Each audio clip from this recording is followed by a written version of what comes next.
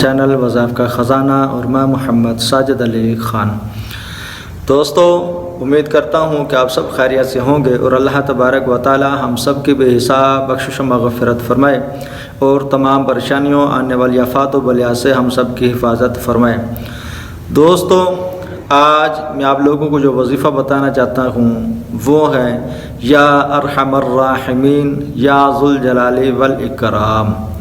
سب سے پہلے اگر آپ لوگوں نے ابھی تک ہمارا چینل سبسکرائب نہیں کیا تو سب سے پہلے ہمارا چینل سبسکرائب کر لیں، پھر بیل آئیکن کو آل نوٹیفیکیشن پر اوکے کر دیں تاکہ جب تک آپ ہماری طرف سے ویڈیو اپلوڈ ہو اور آپ کو اس کا نوٹیفیکیشن مل جائے۔ تو چلیں، آپ لوگوں کو وظیفہ تو میں نے پہلے ہی بتا دیا، اب اس کے فوائد بتانا چاہتا ہوں۔ یہ ہے ہر مسئلے کے لیے حل۔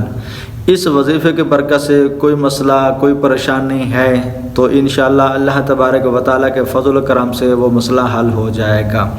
اور ایک بات آپ لوگوں کو بتانا چاہتا ہوں، یہ وظیفہ آپ لوگوں نے ایک واقعہ سنا ہوگا۔ حضرت سلیمان علیہ السلام کے جو شاگرد تھے آصف بن برخیہ، اس کا واقعہ آپ لوگوں نے علماء کرام سے سنا بھی ہوگا۔ وہ بھی اس وظیفے کے عامل تھے، یعنی یا ارحم الراحمین کے تو نہیں تھے مگر یا ذوالجلال والاکرام کے وہ اس کے عامل تھے، جس کی برکت سے انہوں نے ملکہ بلقیس کا تخت اٹھوا کر حضرت سلیمان علیہ السلام کی بارگاہ میں آنن فانن پہنچا دیا تھا۔ وہ اس کے عامل تھے۔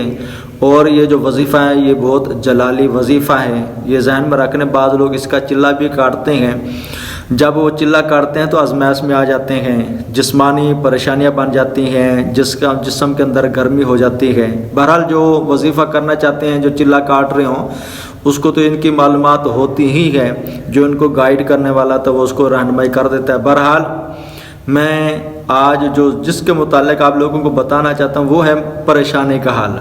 کوئی بھی مسئلہ کوئی پریشانی ہے، بالفرض بعض لوگ گناہوں میں ڈوبے ہوتے ہیں، نماز پڑھنے کا دل نہیں کرتا، نیکی کی طرف جانے کا دل نہیں کرتا، اکثر گناہوں میں ملوث رہتے ہیں اور سمجھو کہ گناہوں ہی میں پڑا رہتا ہے۔ اگر وہ اپنی اصلاح کرنا چاہتا ہے تو یا ارحم الراحمین یہ سمجھو ایک قسم کا اللہ تبارک و تعالیٰ کی بارگاہ میں استغاثہ ہے، یا ذوالجلال والاکرام۔ تو انشاءاللہ یہ وظیفے کو پڑھیں۔ اس وظیفے کی برکت سے اللہ تبارک و تعالیٰ کے فضل و کرم سے جو نمازیں نہیں پڑھتا وہ نمازیں شروع کر دے گا، اور جو گناہوں میں ملوث رہتا ہے وہ انشاءاللہ گناہوں سے تائب کر لے گا۔ اور اگر کسی مسئلے کے لیے یا پریشانی کے لیے بھی اگر آپ پڑھیں گے تو انشاءاللہ اللہ تبارک و تعالیٰ کے فضل و کرم سے وہ بھی آپ کا مسئلہ حل ہو جائے گا۔ اور آخر ریکویسٹ کہ ہماری ویڈیو شیئر ضرور کر دیں۔ السلام علیکم ورحمۃ اللہ وبرکاتہ۔